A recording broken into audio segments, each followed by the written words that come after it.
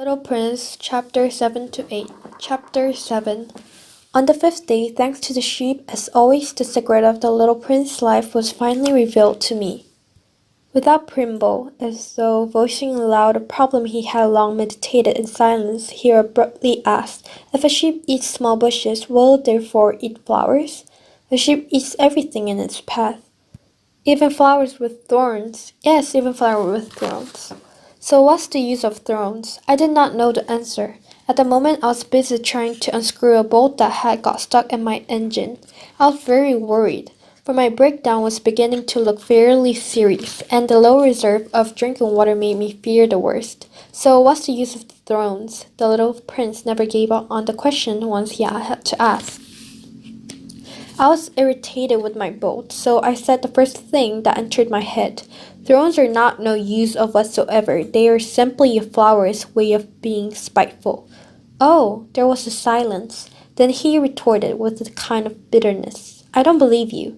Flowers are weak. They're naive. They reassure themselves as best they can. They think they're frightened. But with their thrones." I made no answer. At that moment I was saying to myself, if this bolt resists any longer, I am going to knock it out with a hammer. The little prince interrupted my thoughts once more. "But as for you, you think that the flowers—" "Not at all, not at all. I think nothing. I told you the first thing that entered my head. As for me, I happen to be a serious matter to attend to." He stared at me in amazement. "Serious matter?" He looked at me, hammer in my head, fingers black with grease, bent over a machine that seemed to him merely ugly. "You're talking like a grown-up." This made me feel a little ashamed, but he continued relentlessly, "You're confusing everything. You're mixing up everything." He was truly very angry. He was shaking his golden locks in the breeze. "I know a planet there a certain purple-faced gentleman lives. He has never inhaled the scent of a flower. He has never looked at a star. He has never loved anyone. He has never done anything except add up figures. And all day long, just like you, he repeats to himself, 'I am a serious person. I am a serious person.' And this makes him swell up my pride.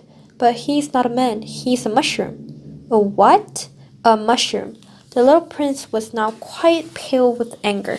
For millions of years flowers have been growing thrones. For millions of years sheep has been eating flowers nonetheless.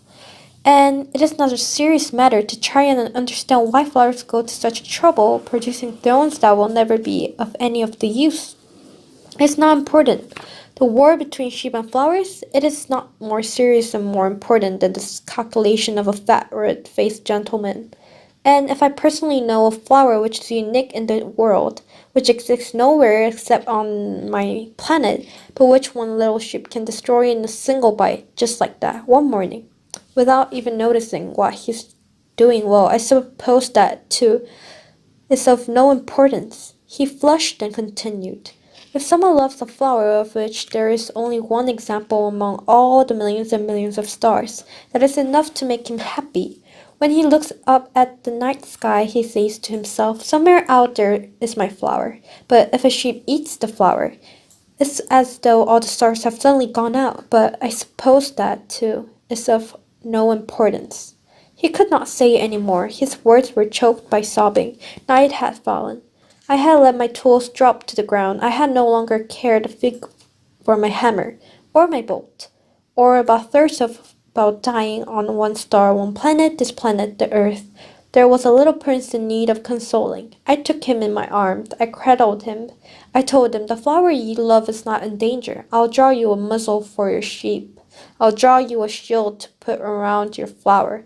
I did not really know what to say. I felt like a blundering idiot. I did not know how to reach him, where to catch up with him. It is such a secret place, the land of tears. Chapter 8. I soon learned to know more about the flower. The flowers on the little prince's planet had always been very straightforward, adorned with just a single row of petals. They took up no room and troubled nobody.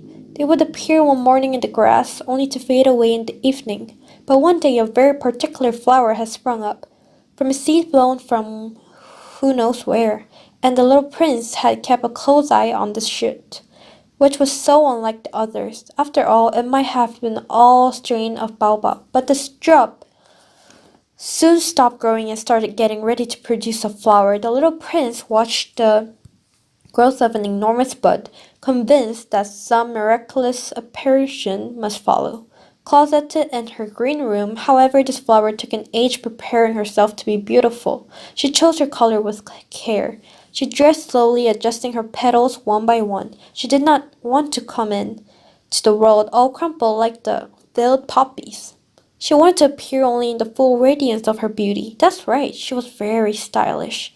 Her mysterious preparation lasted for days and days.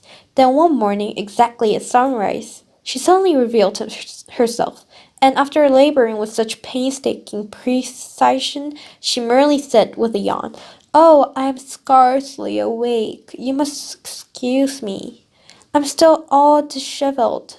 At this, the little prince could not contain his admiration. "But you're so beautiful." "Aren't I just?" replied the flower sweetly. "And to think I was born at the same moment as the sun." The little prince soon guessed that the flower was none too modest, but how thrilling she was. "Surely it must be the time for breakfast," she announced shortly. "Would you be so kind to attend to me?" The little prince, all flustered, fetched a watering can of cool water and proceeded to wait upon the flower.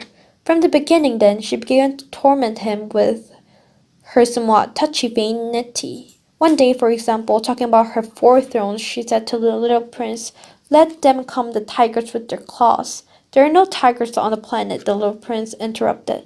"In any case, tigers do not eat weeds. I am not a weed." The flower murmured sweetly, "Forgive me. Nor am I in the least afraid of tigers, but I do have a horror of draughts."